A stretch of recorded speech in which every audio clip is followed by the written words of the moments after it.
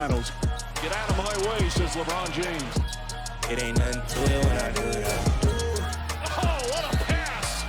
The Lakers set a finals record for most threes in a half. Anthony Davis lighting it up. What an amazing performance. And the Lakers are 2 wins away from their 17th championship.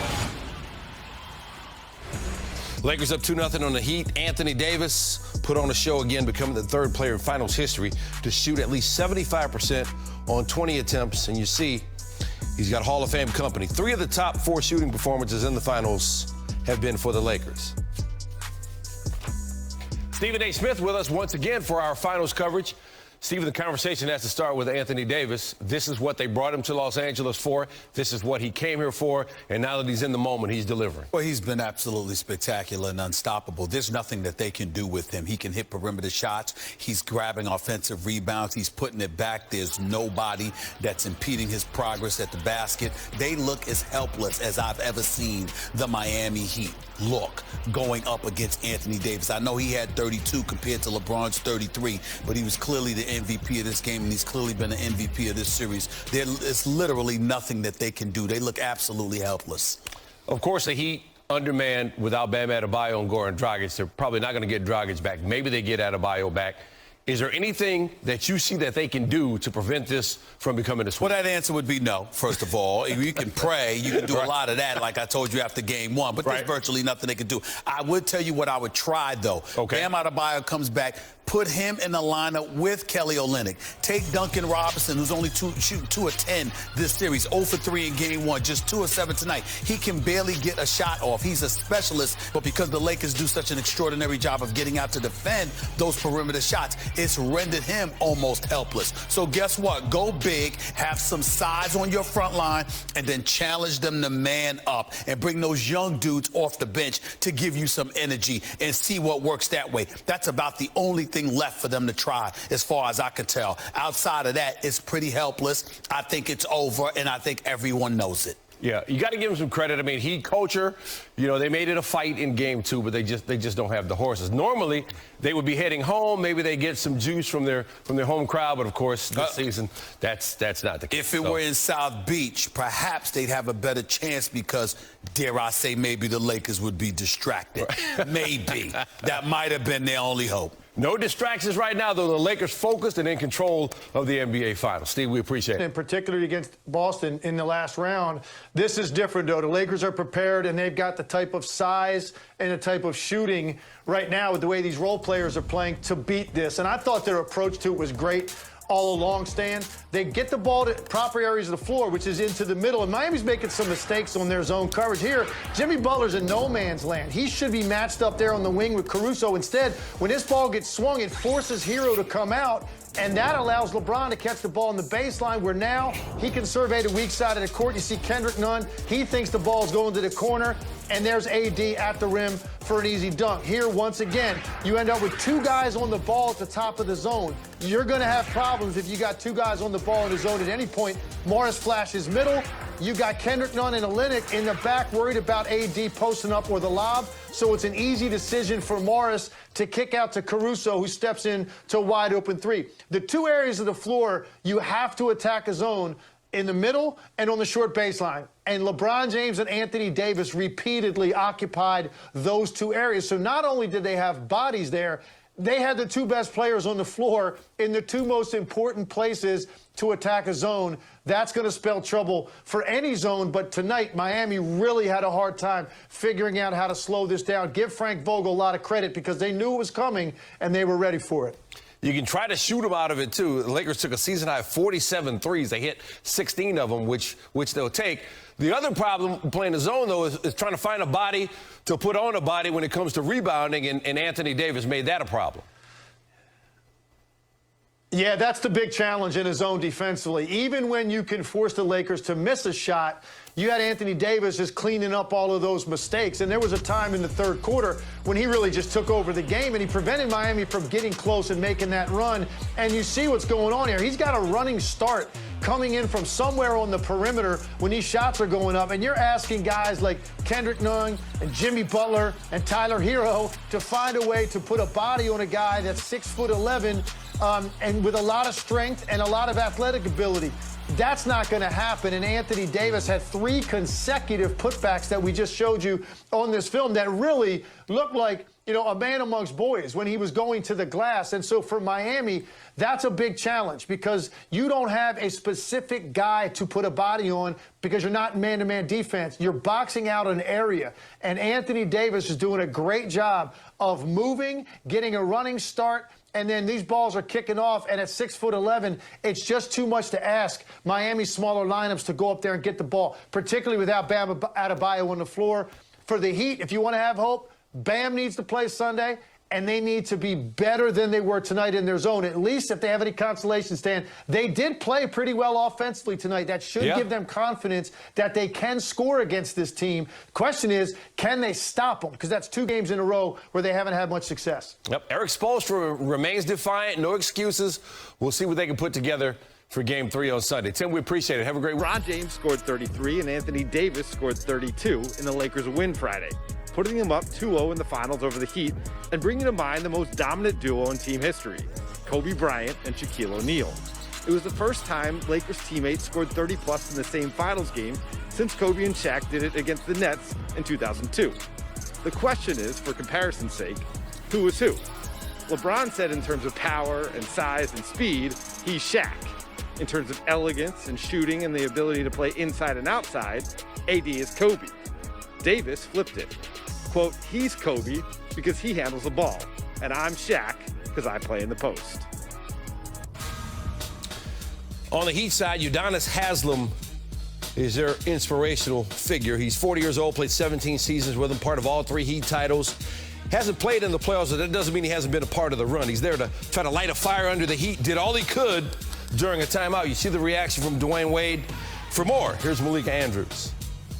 During a timeout in the third quarter, I was sitting probably 30 feet away from Udonis Haslem when he delivered an impassioned speech to his teammates, imploring them to play harder, empty the tank. And Jimmy Butler said he actually thought that they responded to that. It was just a little bit too late. And he joked that maybe Udonis needs to, quote, cuss them out before the game even begins. But overall, Erik Spoelstra said he thought the, quote, competitive disposition of the Heat was better in Game 2 than it was in Game 1. He said, we don't give a bleep what anybody else thinks. For them to finish this season and this series out. Well, it's very important. You know, we've always wanted AD to play big, play his size. And when you're going up against inadequate small defenders, this is what you're supposed to do. Listen, when you're playing against a zone, the defender cannot put his body on you.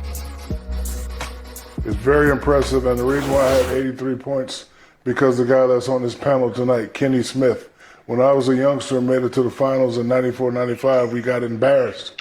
So I said to myself, if I ever get back to the finals, I have to dominate in a way that it will definitely put us up 2-0. Kenny, he's talking about that second championship you won when you swept his Orlando Magic. 2 rings you have. We want to make sure the people at home realize that. What are your thoughts on the play of Anthony Davis, Kenny?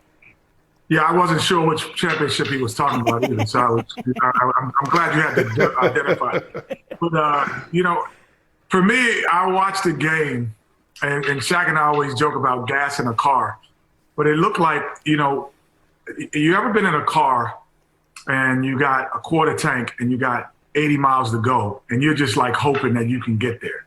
And that's what the Miami Heat look like. It's like, we're going to eventually run out of gas, but we need to get there. And, you know, the offensive rebounds, the ability to able to, you know, knock down shots for Anthony Davis. You know, he was special tonight because, you know, in the Denver series, he had games where he didn't rebound the ball at all, or he didn't even go to the offensive glass. So to do that tonight, and actually, as Shaq said, play big and play his size. We had been saying that, and Shaq had been saying that all playoff series. When he plays his size, he's the most unguardable player in the bubble. So, but he played his size. That's what you can do against the zone. Actually, I think they made them take the shots that they wanted to make. And I was like, now it's starting to, you know, I don't know if you pack up to go out the bubble, but you find out where the luggage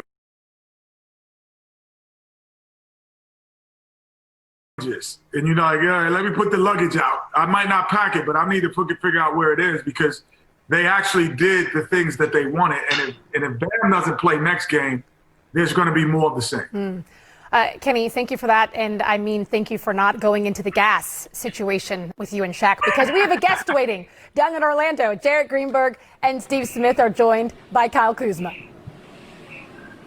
All right, thanks a lot, Stephanie. It's a Detroit connection here, so I'm going to let Smitty go ahead and take this one. It's Flint, Detroit. Yeah, it's different. It's a little different, but we all won. We're from the Mitten. Yeah, there you go. Kuz, talk to me tonight. You got yourself in a little rhythm. You got a chance to knock down some threes again and yourself. We talked about it a little bit off air. Just tell me how you're starting to get going after this second game. I'm just embracing my role. It's never about scoring right now, especially with the role I'm in. It's just really about coming in, playing with energy, getting stops defensively, and when my number is called, just be ready. And I think that's what I did tonight. Kuz, is it ever a situation when you have two guys like LeBron and AD combining tonight for 65 points where you get caught just watching them go to work? You do for sure. That's just a testament to their greatness. They're so good, and you think everything's going in, but they're human too. And for us to have a connected offense, we have to realize we have to move, we have to cut, we have to free open lanes for not only them but ourselves as well. So, Kuz, when y'all go on these runs, we obviously know AD and LeBron, but Rondo's been a catalyst. Talk about his play these first two games and how he's helped you. Rondo's a Hall of Famer. Plain and simple. He's out there making his teammates better, talking on defense, making the right reads on offense, and making timely threes. I think, tonight he hit a couple. So, just the way he communicates and, always talks to me throughout the game, it really just elevates my game. It helps me and it brings more confidence.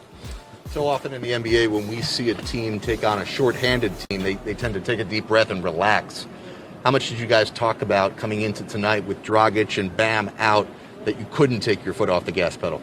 We had to come out and kill, plain and simple. Just because they had two people out doesn't mean anything. They're a deep finals team. They share the sugar. Everybody scores. Everybody touches it. Everyone's live. So we knew that coming in. The biggest thing was just being able to, just play our game, but also know what they're trying to do and just try to deflect it. So.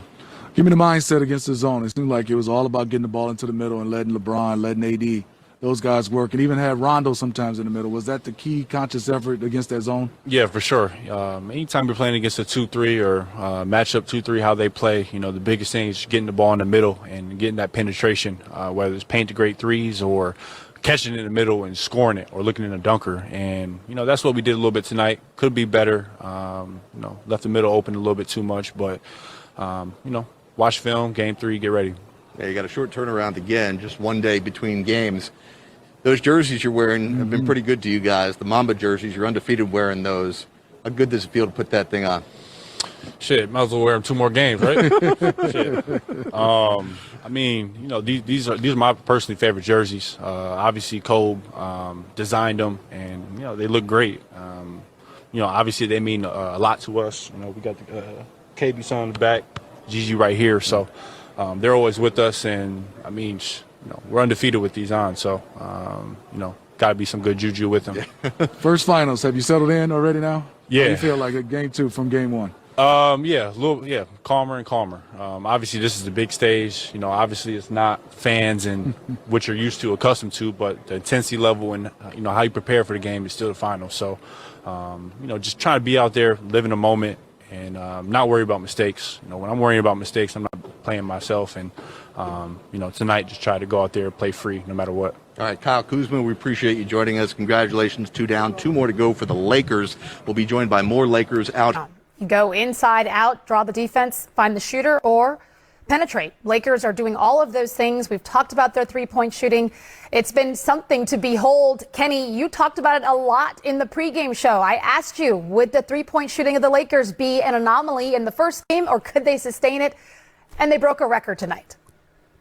Well, they broke a record, but I still think it was what the Heat wanted, but they just didn't rebound out of the zone. Anthony Davis, I think about 8 offensive rebounds. Last time I was counting, when you get extra possessions and you give LeBron and AD and the rest of the Lakers extra possessions, when you're a smaller, inferior team, I think that broke their back just as much or more than the actual shots made, because they did miss in key moments. They kept getting the lead down to 6 to 5 to 4. but they couldn't get over the hump because they were giving those second shots. So having offensive rebounds and rebounding in the zone, most people forget the last part of defense is rebounding. That's part of defense. If you don't do that, you did not play defense well. Good point, and you're right. He did have 8 offensive boards. Shaq, it brings me to you. I when you forgot talk you're about a coach. You knew that. I forgot. I didn't mean. No worries, Kenny. I got you guys. Shaq, listen, I'm going to come to you, Shaq, about AD because there's a new list that he's on that you were already on.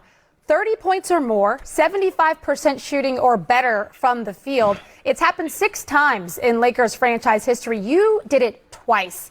Please help us understand what it's like to be in that sort of a zone on this stage in the finals.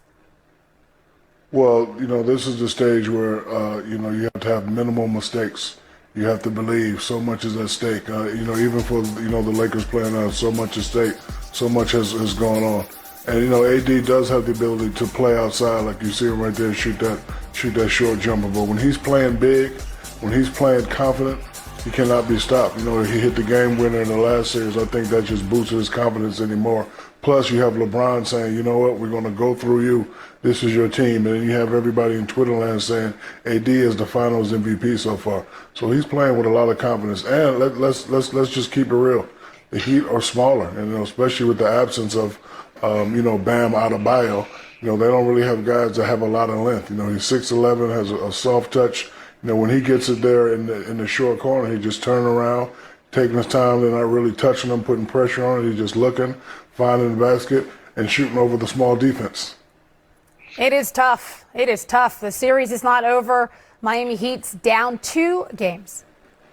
Oh, you know what? I thought, Shaq.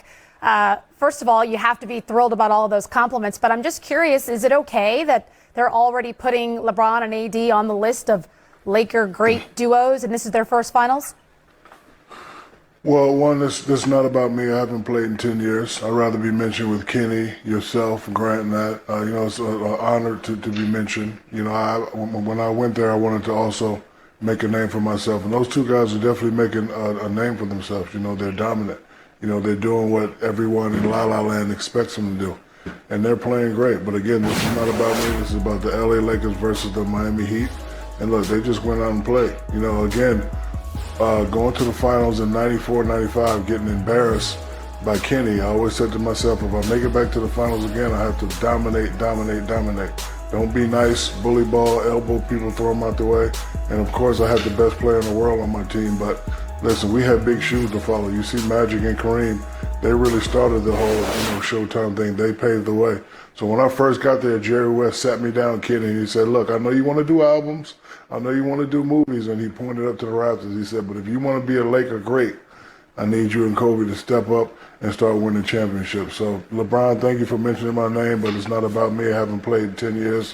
I got my stuff right here. I'm happy with this, even though I should have had 6 because we should have beat them Rockets. But I told Nick Anderson, don't jump on the pump fake, and he jumped on the pump fake, and my main man Kenny hit the 3, and it was all over. That was Penny. Yeah, Penny. That's right. Yeah. But you talk about Laker greats. You know about Laker greats. Everybody always forgets Jerry West and Wilt Chamberlain. Like those two, that duo is just as good as anybody that would have played in this era for sure, or any era. So there's a legacy of Lakers. You can make all-time great teams just by taking Lakers and Celtics. Those 2 franchises have produced the greatest players that's ever played the game. So I will say that Anthony and LeBron, they have an opportunity to do something that Kobe and Shaq that could be special for the next 3 or 4 years. Obviously the West is tough with the Clippers that are in the same arena right now. And you talk about the Golden State Warriors possibly coming back and Portland, all those things. But I don't think that LeBron and AD are worried about any of that. They're saying we're here. We have they have the experience, Grant, of being there together. I would have liked to see them with the fans in the building. I would like to see the Carusos and Danny Greens on the road in Miami, South Beach going crazy. I would have loved to see that environment to get Game 3. Then I that would be something different. Certainly. I agree with you, Kenny. I mean, I think first of all, both of you guys have won, and winning a championship and bringing that core back, the confidence you have, the know-how, and if they're able to pull this out and win this series and win and be champions, that confidence and the way LeBron has taken care of his body, there's some runway that these guys have, and they have an opportunity to win some games here. And so, but I just got to say, 83-point Shaq in the games 1 and 2, like that's like for all them young kids out there that are staying up late. That was a bad man right there. I didn't like to go down. That's 41 and a half. You know what that was, Grant? You know what that, Grant, was? That was barbecue chicken alert. Barbecue chicken alert. Rick Smith's, the Davis boys, that's barbecue chicken alert down there. There's the Shaq we all know and love. I was wondering where you went. All that Miami keep fighting and figuring it out. You know who's going to help them do that? Jimmy Butler. They're now 0-3. Start with you, Kenny. What can Miami do for Game 3? Well, before they do anything, they have to realize that, October 3rd is a special day. Because today is your birthday. Happy birthday, Stephanie. Happy birthday to you. Giving you your flowers. Today is your birthday. Happy birthday, Stephanie Reddy. I love it. Thank you so much. You guys are so thoughtful. This is the second time in a row, Game 1 and Game 2. You guys are making me blush. So we bought you flowers, the three of us. I love it. And they're right here virtually giving you on your birthday. Happy birthday, Stephanie. Thank you. And now, we don't care about the Heat. We don't care about anything else. The Pioneer. That is so cheap. What is happening? No, that is so cheap. No. You guys are too much. We don't want the other ones. Too much. I cannot even tell you. You guys are the best. I love you guys. Thank you so much. Honestly, I appreciate it. Well, happy birthday. That's all I had to say. Right. Happy birthday, fellow Libra. Oh, yes, that's right, Grant Hill. Okay. Oh, you said Libra. This is the second time in a broadcast that I've heard Zodiac side because Rondo said Anthony Davis is a Pisces. I was like, what does that have to do with anything in the world? He's like, yeah, because Anthony Davis is a Pisces. I've never heard that in any interview in the whole history of basketball. That was a first for me, too. Assist record. That was a first for me, too. Thank you, guys. Again, I appreciate it. Before I let you go, Shaq, what was it that you said about Kenny earlier today? I would like to thank the Kenny Smith Tabernacle Baptist Church. He has two congregations, one in Chapel Hill and one in Durham, and we will be passing around the plate for the donations to